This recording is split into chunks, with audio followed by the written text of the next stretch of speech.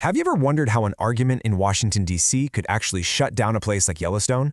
Well, today, we're going to pull back the curtain on government budgets and follow the surprising and powerful domino effect of a single deficit. So picture this. You've planned your trip, you've driven for hours, you finally get to Yellowstone National Park, and there's a sign that says, closed. For 2 whole weeks back in October 2013, that's exactly what happened. And this wasn't just a bummer for tourists. The entire U.S. federal government had effectively shut down, and that meant 800,000 federal workers were just sent home without pay. It left a lot of families in a really tough spot. So why on earth would a national park close its gates? Well, it all boiled down to a major standoff in Congress. Lawmakers just could not agree on a federal budget, the government's basic plan for spending money.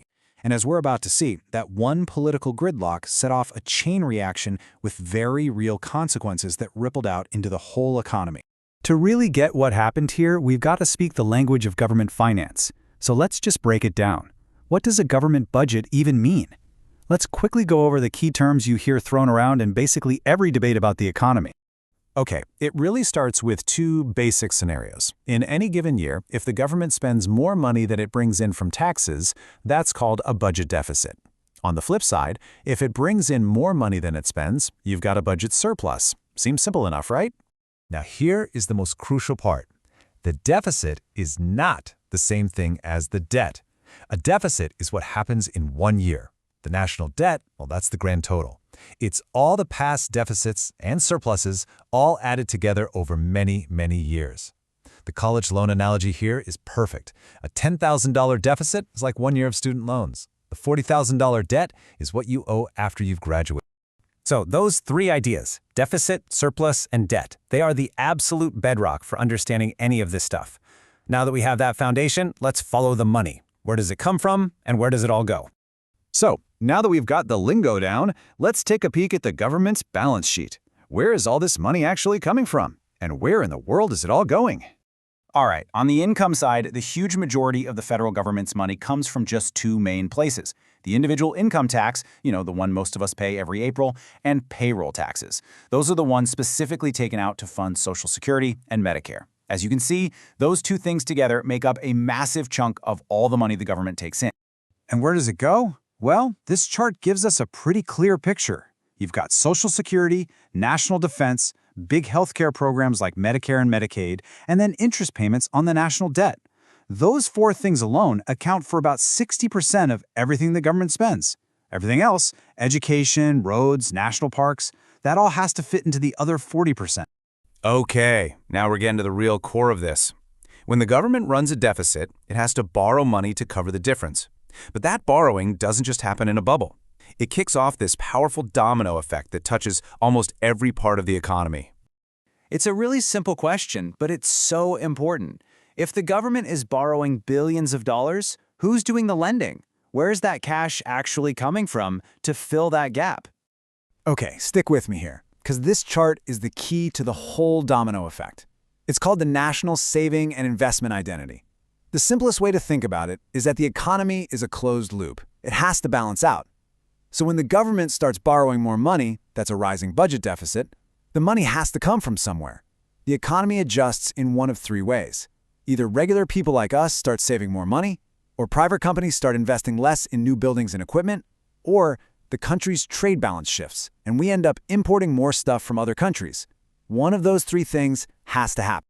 So, how does this big rebalancing act actually play out in the real world? Well, there are 2 famous consequences that economists talk about all the time: crowding out and the twin deficits. First up is crowding out. I want you to imagine all the available savings in the country as a big pool of water. When the government needs to borrow, it's like it's taking a huge bucket and scooping out a ton of that water.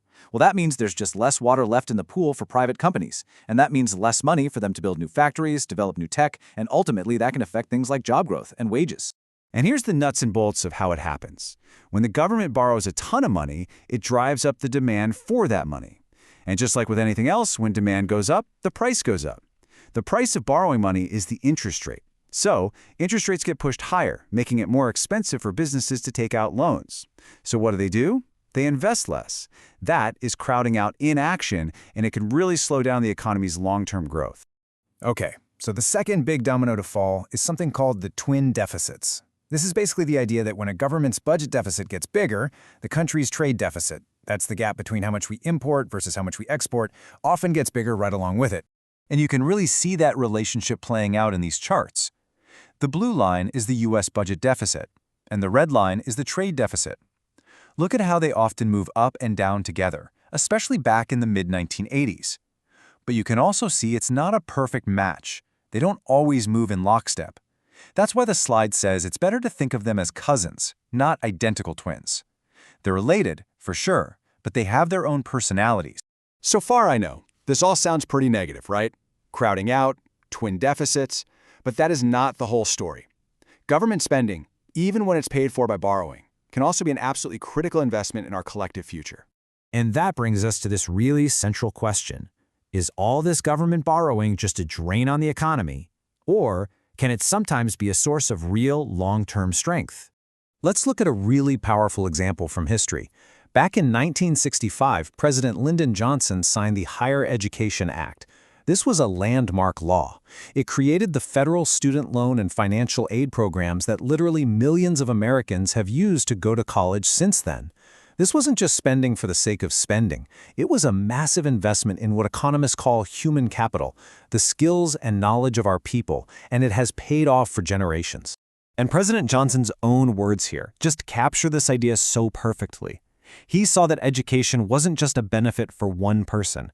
It was an essential investment in the strength and the very character of the entire nation. And this idea goes way beyond just education. Think about it. Government spending on physical capital, like new roads and bridges, on human capital, like job training programs, and on creating new technology through research and development, all of these things can be incredible engines for long-term economic growth. And so that leaves us with the big debate at the heart of all this. Are government deficits a dangerous burden that we're just passing on to our kids, or are they a necessary tool we have to use to invest in the very foundations of our future? As we've seen, the answer isn't simple, and it's a question that every single one of us has a stake in trying to answer.